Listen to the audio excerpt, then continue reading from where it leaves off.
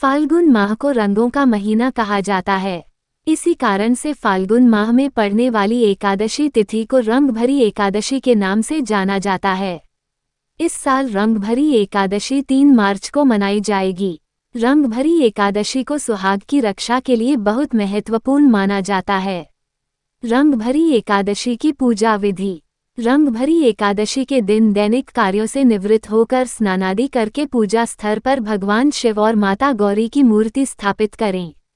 अब भगवान शिव और गौरी माता का पुष्प, गंध, अक्षत, धूप, अबीर, गुलाल, चंदन और बेलपत्र आदि से पूजन करें।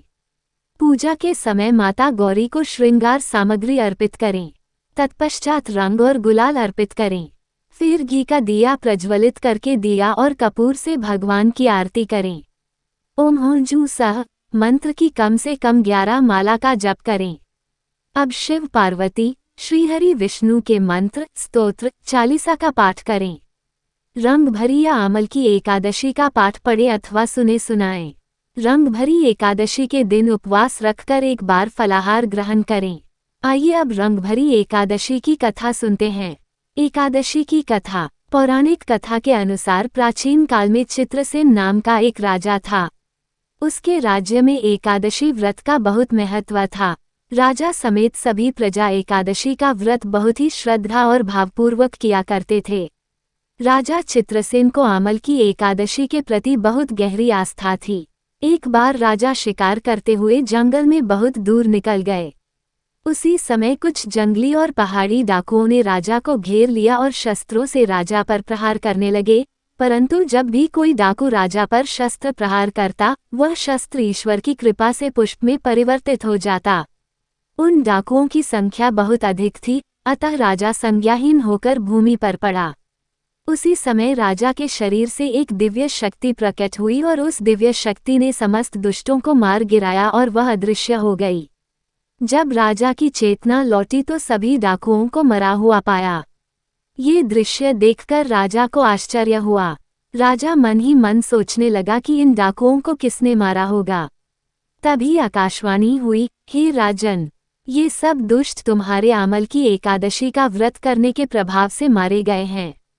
तुम्हारी देह से उत्पन्न आमल की एकादशी की वैष्णवी शक्ति ने इनका संहार किया है।